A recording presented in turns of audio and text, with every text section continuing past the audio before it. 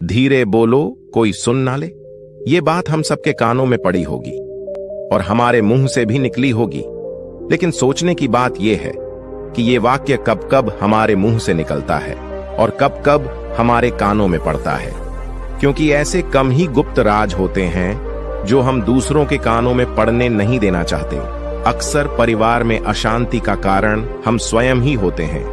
हम इस बात को देख पाए या भले ना देख पाए, पर ये असल सत्य है, क्योंकि जाने अनजाने मूर्खतावश हम खुद ही अपनी वो बातें दूसरों को बता देते हैं जो हमें कभी नहीं बतानी चाहिए, और वही बातें जो जाने अनजाने में हमने किसी दूसरे के सामने बता दी थी, वही हमारे दुख का कारण बन जाता है, वही हमारे झगड़े का कारण बन जाता है। और फिर बाद में हमें पछतावा होता है कि मुझे ये बात किसी को बतानी नहीं चाहिए थी, मेरी ही गलती हुई कि मैंने जाने अनजाने में ये बात सभी को बता दी। इसीलिए आज की ये जो बौद्ध कहानी मैं आपको सुनाने वाला हूँ, उसे सुनने के बाद आपको 7 ऐसी बातें पता चलेगी जो आपको कभी किसी को नहीं बतानी। ये जो 7 बातें हैं जो आपको किसी को नहीं बतानी, क्यों नहीं बतानी, इसके पीछे का तर्क भी मैं आपको दूंगा। और इन 7 बातों के अलावा अगर आपको लगता है कि कोई बात ऐसी है जो मुझसे छूट गई या मैं नहीं बता पाया, तो कमेंट सेक्शन में जरूर बताना। तो चलिए कहानी शुरू करते हैं। एक समय की बात है, एक नगर में रामू नाम का एक युवक रहता था। वो युवक बहुत गरीब था, कुछ पैसा नहीं था उसके पास। 2 वक्त की दाल रोटी भी बड़ी मुश्किल से उसको नसीब होती थी। किसी काम की तलाश में दिन रात खोज करने पर भी उसे कोई काम नहीं मिल रहा था। फिर एक दिन उसने अपनी पत्नी के सामने अपनी सारी समस्या बता दी। उसने अपनी पत्नी को कहा कि मैं जिस जगह भी काम मांगने के लिए जाता हूं, तो हर कोई मुझे यह कहकर काम नहीं देता कि हमारे यहां काम की जरूरत नहीं है।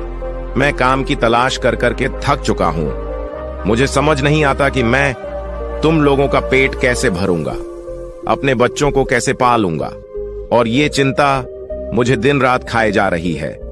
ये सुनकर उसकी पत्नी ने कुछ सोचकर कहा कि तुम एक आदमी के पास सिर्फ एक बार ही काम मांगने के लिए जाते हो, और जब वो काम नहीं देता तो तुम दोबारा उसके पास जाते तक नहीं हो।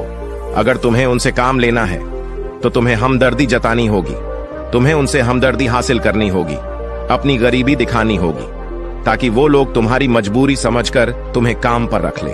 इसलिए शर्म मत करो, उन्हें अपनी मजबूरी बताओ, अपनी गरीबी बताओ, और इसी उपाय से तुम काम पा सकते हो।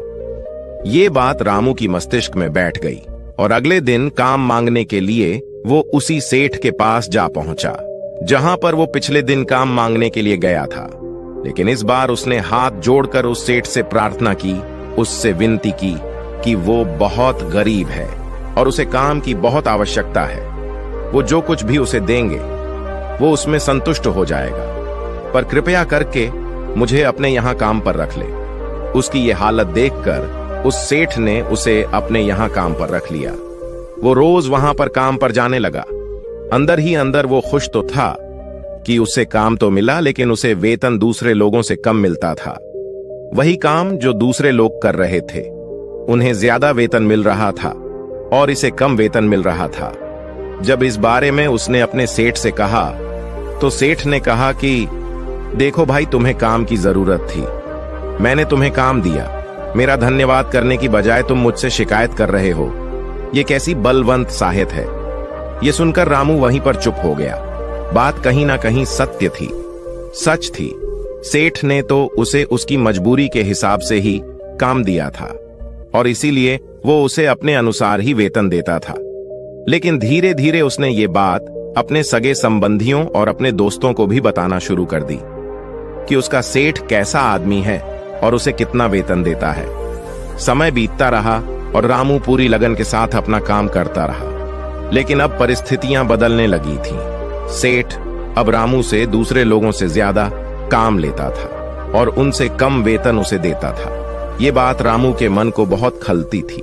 वो दूसरों से ज्यादा मेहनत कर रहा है और उनसे कम वेतन पा रहा है। इससे उसके आत्मसम्मान को बहुत गहरी चोट पहुंची। अब धीरे धीरे उसका मन अपने काम से हटने लगा। उसका मन काम में लगता ही नहीं था। जाहिर सी बात है कि ऐसी जगह किसका मन लगेगा।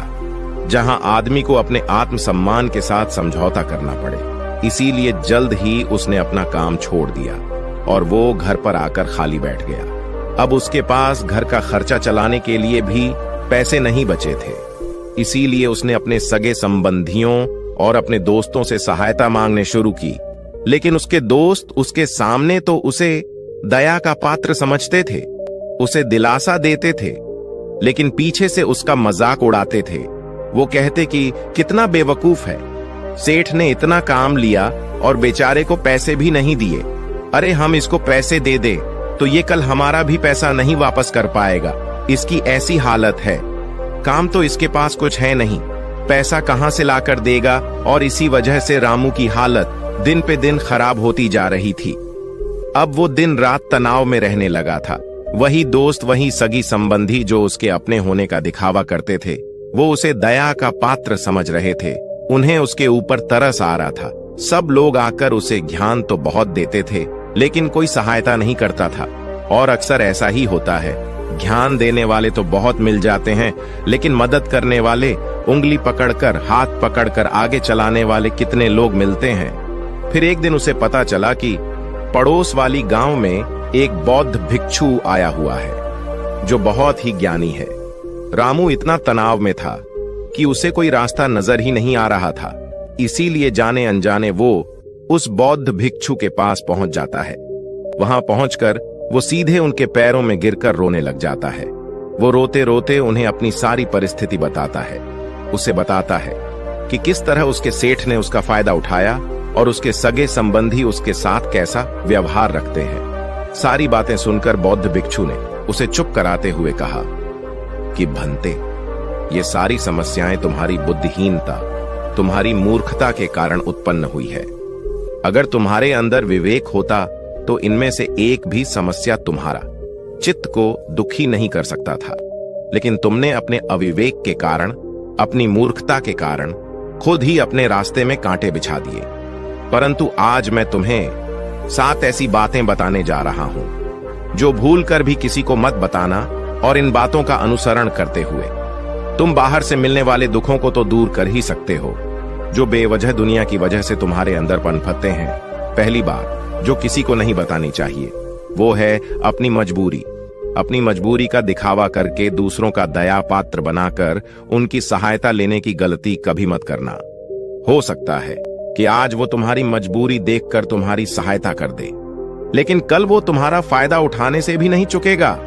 और अगर फायदा भी नहीं उठाया तो दूसरों के सामने तुम्हारा मजाक बनाने में वो आदमी कभी नहीं झुकेगा। इसीलिए कभी भी अपनी मजबूरी का दिखावा मत करो।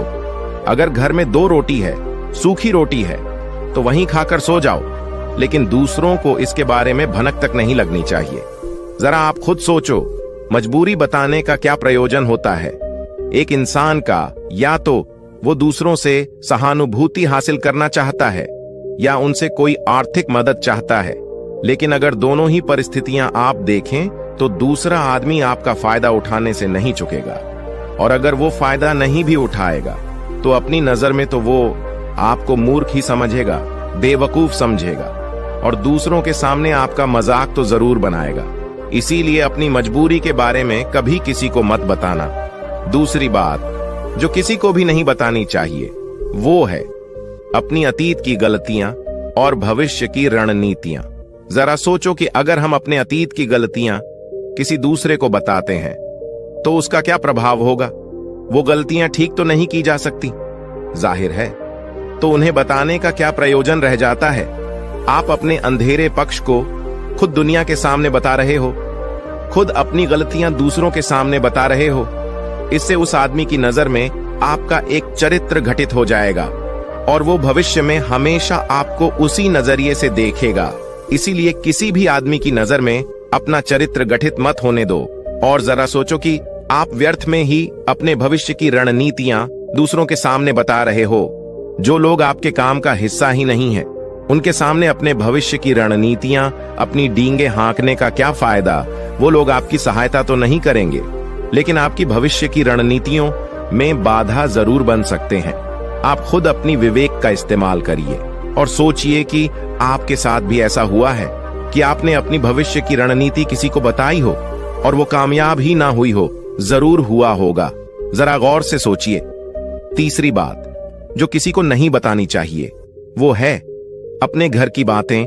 जो भी हमारे घर के अंदर आपस में बातचीत होती है, हमारे माँ बाप के साथ, हमारी पत्नी के साथ, हमारे बच्चों के साथ, वो बातें परिवार तक ही सीमित रहनी चाहिए। अगर आप इन बातों का दूसरों के सामने ढिंढोरा पीटते हो तो दूसरों को आपके घर में घुसने का एक मौका मिल जाता है और वो इसका फायदा उठाने से कभी नहीं चूकेंगे। वो आपके परिवार के सदस्यों को आपसे दूर लेकर जाने की कोशिश करेंगे। अक्सर ऐसा होता है, हम समाज में देखते हैं कि हम अपने घर के झगड़ों को कम करने के लिए उन झगड़ों को अपने पड़ोसियों और दूसरे सगे संबंधियों को देते हैं, लेकिन इससे आपको सहायता कभी नहीं मिली होगी, बल्कि आपके घर की लड़ाई झगड़े और ज्यादा बढ़ गए होंगे। और वो जाहिर है वो बढ़ेंगे अगर आप अपने माँ बाप की बात दूसरों को बताएंगे तो आपकी माँ बाप को बुरा लगेगा। यही कि हमारा बेटा हमसे बताए बगैर दूसरों को ये बातें बता रहा है, इसीलिए अपने घर की बातें और अपने घर की लड़ाई झगड़े किसी के सामने मत बताना। अगली बात जो मैं आपको बताने जा रहा हूं, जो किसी को नहीं बताने चाहिए, वो सुनने पर बहुत अजीब लग सकती है, लेकिन उसका सत्य भी मैं आपको एक तर्क के माध्यम से दूंगा। मैं कहता हूं कि अपनी आमदनी किसी को मत बताना। अब अपनी आमदनी ना बताने के पीछे क्या प्रयोजन हो सकता है? जरा सोचिए कि आप अपनी आमदनी अपने दोस्तों को बता देते हैं, तो जब आपके दोस्तों को जरूरत पड़ेगी तो वो सिर्फ आपको ही याद करेंगे, क्योंकि उनको पता है कि अगर आपकी आमदनी ज्यादा अच्छी है तो आप ही उनकी मदद कर सकते हैं, और इसीलिए ज्यादा लोग आपसे सहायता मांगेंगे। और जब आप उनकी सहायता नहीं करेंगे तो वो सोचेंगे कि इस आदमी के पास पैसे हैं, मेरी सहायता कर सकते हैं, लेकिन ये सहायता कर नहीं रहा है, और इसीलिए आपकी आमदनी आप दोनों दोस्तों के बीच एक झगड़े का कारण हो सकती है। कम आमदनी होगी तो लोग मजाक उड़ाएंगे, और ज्यादा होगी तो सहायता मांगेंगे, तो अपनी आमदनी बताने का कोई प्रयोजन नहीं है। अगली बात जो मैं आपको बताने वाला हूं, उसे अपनी घाट बांध लेना और किसी को ये बात मत बताना। अपनी कमजोरी और अपनी ताकत अक्सर इंसान को पता नहीं होता है कि उसकी कमजोरी या उसकी ताकत क्या है, लेकिन अगर आपको अपनी कमजोरी और अपनी ताकत पता है तो पहली बात तो आप बहुत ही बुद्धिमान आदमी हैं, और दूसरी बात कि आपको ये बातें किसी से साझा नहीं करनी है, क्योंकि अगर आपकी कमजोरियां दूसरों को पता चल गई तो वो आपकी कमजोरियों का फायदा उठाएंगे, और अगर आपकी ताकत पता चल गई तो वही ताकत आपकी कमजोरी बन जाएगी, क्योंकि वो ताकत दूसरे आदमी को पता है और वो ताकत की खाट भी ढूंढ ही लेगा।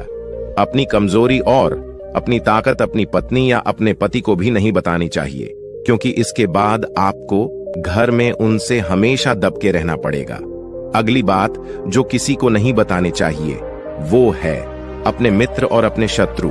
आप अपने मित्रों के बारे में अगर दूसरे लोगों को बताएंगे तो वो आपके मित्रों के साथ अपनी घनिष्ठता बनाकर आपको धोखा दिलवा सकते हैं, आपके गहरे मित्रों को आपसे दूर करने का प्रयास कर सकते हैं। अक्सर आम आदमी ऐसा नहीं करता, लेकिन आपके दुश्मन ऐसा करने की कोशिश कर सकते हैं। और दूसरी तरफ आपके शत्रु का भी किसी को नहीं पता लगना चाहिए, क्योंकि आज जो आपका मित्र है अगर कल वो आपका दुश्मन हो गया तो वो आपके दुश्मन के साथ ही मिलकर आपको परास्त कर सकता है, आपको धोखा दे सकता है। इसीलिए अपने सबसे अच्छे दोस्तों को भी अपने दुश्मन के बारे में कभी मत बताना। अगली और आखिरी बात कहना चाहता हूं कि जब तुम दान करते हो तो दान के बारे में भी किसी को मत बताना, नहीं तो दान करना व्यर्थ हो जाता है, बेकार हो जाता है। जब आप अपने दान का ढिंढोरा पीटते हो तो आप ये बता रहे हो कि मैं कितना बड़ा दानी पुरुष हूं, और ये आपके अंदर एक अहंकार निर्मित करेगा। इसीलिए दान गुप्त रूप से किया जाए उतना ही अच्छा होता है, उतना ही फलदायी होता है। जब आपका बायां हाथ दान कर रहा हो तो दाएं हाथ को भी ना पता चले कि बायां हाथ दान कर रहा है। ये 7 बातें जो बौद्ध भिक्षु ने रामू को बताई, इनमें संसार के सभी सिद्धांत छिपे हुए हैं। इन बातों का अनुसरण करते हुए आप अपने घर में सुख शांति बना सकते हैं और घर के झगड़े हमेशा के लिए दूर कर सकते हैं। आप इन बातों के बारे में अपने विवेक से भी सोचेंगे तो आपको ये बातें सच मालूम पड़ेंगे। और हमारा कहानी सुनाने का मकसद यही है कि आपका विवेक जागृत हो